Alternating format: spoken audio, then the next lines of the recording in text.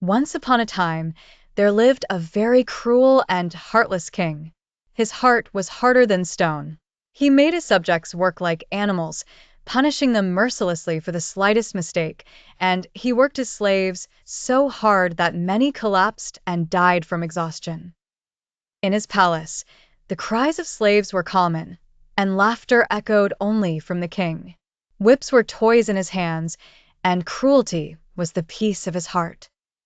Among these slaves was a young man, Androcles, soft-hearted, kind, and quiet, but the fire of the cruel king's tyranny had exhausted his patience. He looked around, night fell, and he escaped from his chains. He ran as fast as if the winds had opened their wings. Crossing forests, mountains, and rivers, he reached a dark cave to take refuge. Suddenly, a giant lion entered the cave. Its roar shook the mountains, trees trembled, and birds fell from the sky. Androcles froze in fear, but he saw that the lion was limping. A large thorn was deeply embedded in its paw. Androcles gathered his courage. Slowly, he pulled out the thorn. The lion roared in pain.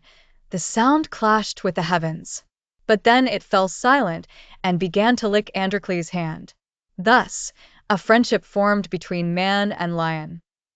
They spent their days together. The lion brought prey, and Androcles took care of its wounds. But one day, soldiers captured Androcles and brought him back to the city. When the king found out, he shouted, "Throw him to the lion in the arena." The day came. The arena was filled with people. All awaited his death with burning flames, thunderous drums, and cruel smiles. The gate opened. A lion with the strength of 1,000 mountains entered the arena. The ground trembled. Everyone held their breath. But the lion did not attack. It ran to Androcles and began to touch him affectionately. The crowd's eyes widened. The king was astonished. For the first time in his heart, a spark of softness ignited. He thought, "A man who holds a place in a lion's heart cannot be bad." The king released Androcles and the lion too.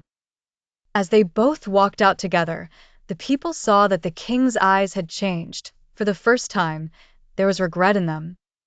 Now, looking at Androcles, he began to think about how much life his cruelty had ruined.